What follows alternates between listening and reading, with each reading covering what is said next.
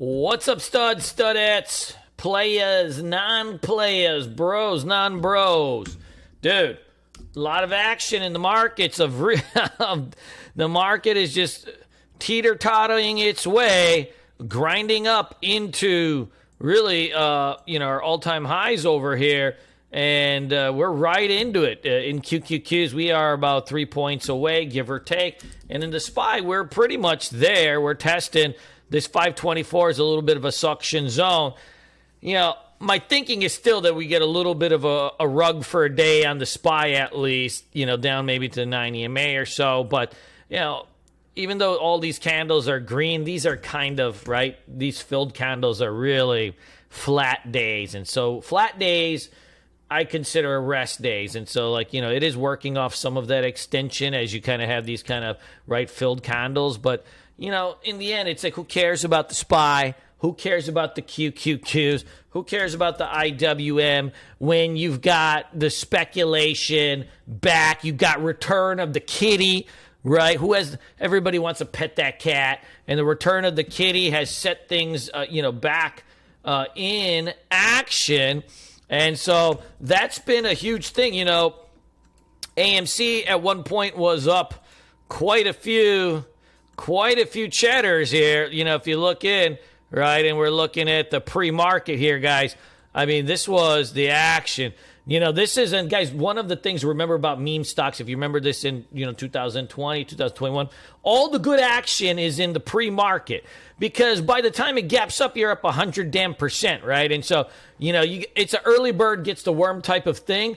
All the good action's in the pre-market. And then once the market opened, it was like, downtrend city, right? And so then the retail people, the suckers come in and it's just you're getting smoked out. And so you just got to be mindful of it. There's kind of multiple ways to look at these things, right? But these are just kind of giant bear flags and stuff like that. And dude, it's like they pump it and then they pull it. But the good thing is this, man, who gives a shit about that? Because the spec money is back, and that's the main thing, right? Speculation is back. When we made our watch list yesterday, right, we put all these solars and stuff like that, and we saw actual follow-through in names that we have just not seen in a long time, right? Maxon and Nova, they weren't epic, multi-hundreds of millions of percent, but you had good range, and you had good range on stocks that are not NVIDIA, not SMCI, right? Not Tesla, so on and so forth. So let's keep this up. We may have a rest day in some of these tomorrow, and then you know what that would set up? It'd be ideal if you got a rest day tomorrow in some of these, and sets up for some explosive Friday. Up or down don't matter, but an inside day, and then when the options are cheap, get the little rest day, maybe another rest day, and then Thursday, Friday, when those options are cheap, and all the YOLO traders come in, we might see some fun on it. But you can already see GME. It got down to 36. It's popping up. Guys, these are suckers bounces usually when they happen, kind of in the post-market. So just be mindful of them. We're going to keep all these on the watch list because, shit, that's what we do. But we got to be careful. This is probably suckers bounces in the afternoon. We'll see what tomorrow holds. We don't necessarily know, but one thing to also just be mindful of is, this move started with the Roaring Kitty, posting just basically a graphic. There's most likely it's not GameStop that he's buying. And even if he is buying something, right, it doesn't necessarily mean he's right or anything like that. But we just follow the money. That's the only thing that matters. So let's get into the watch list. Of course, we've got all our, meme stocks, and we want to keep these on the watch, for day trades. You got GME. I think you keep Maxon, AMC, Nova. I really like this one. Even if this didn't get sparked off by the small cap explosion, I would like this one, right? You got BlackBerry, Groupon, Reddit. I mean, these are all been good traders so far.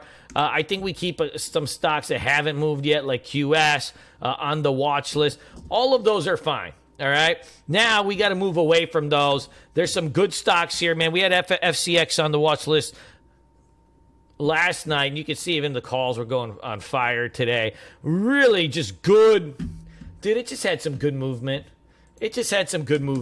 You know, that's all you can really ask for, right? Is like these kind of big pushes, the pullbacks, and then a show and go. I think this, any kind of dips back to the 5250, we want to hit that thing. Qualcomm finally broke out today, and this is what I want to talk about. Chips looks fantastic today. You know, if you look, NVIDIA, you know, started to test the top of its range. It got rejected a little bit into the close. I hope this doesn't gap up out of range. If we get a weak open on this, I mean, it's balls to the wall on the breakout on this. Any kind of dips, man, so it likes to dip off in the morning a little bit. Any kind of dips down into this would be a huge gift, I think. But if we even have to, you know, if we can come back in some of this range right here, that would be some decent amount of support too. So we've got some things that I think are setting up.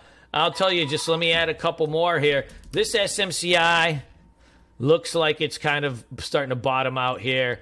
You know, it's not an exact, I wouldn't call that a pattern per se. And it's some squiggly lines, but it is starting to congeal, right? It's starting to get tighter and tighter and tighter and tighter. And when that happens, right, you can only do, you know, X, Y, Z. So the range is compressing to the point where it's going to be forced to make a move. Now, look, the price action tells us something great, right? Hey, we were at 760. This thing goes to 820. Hot damn, right? That's good stuff right there. You got good range on this. 7% per day, 60-point ATR. You got a nice congealed pattern. Let's just pray we don't get a gap up. And let's talk about that. So CPIs tomorrow. The market is shrugging off currently the CPI, PPI stuff. It seems like this is the pattern. The Fed talks hawkish, and the market pulls back a little bit or chops, and then the market tends to just shrug it off after a period of time and kind of continues its grind, and that's been happening for a while.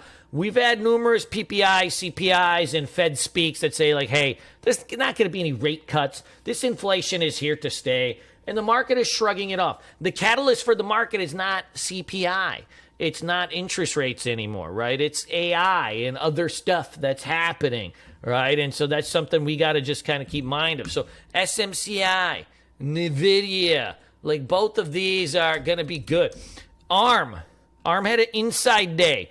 Dude, this thing it's primed to break this 117 and rip over the 50 SMA tomorrow, guys. Tomorrow, right? It's primed for this. You know, I've been putting this AMU on the watch list forever. It's starting to pick up some steam. Nice push into the close.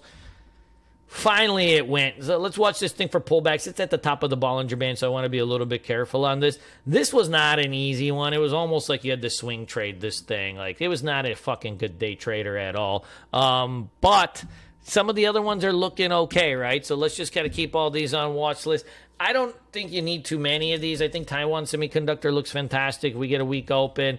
This is primed for, right, a nice breakout. And they've had a series of good pieces of news. It actually trades pretty well for, you know, a foreign company. So something to kind of keep in the back of your heads, too. I'll keep everything else short. I think we want memes. We want some semis. And then, you know, we'll keep a couple Chinas. I don't think you need too much else. You know, on weakness, we've got Disney for potential short. You know, this MPC turned out to be more of a swing trade. It kind of gapped out of it. So I'm taking this off the, list here. I'm still watching App. You know, it had a little bit of it had some insider selling and a little bit of dilution, but I think if it holds here, it's going to get bought up here. And Baba got a little bit dusted on earnings.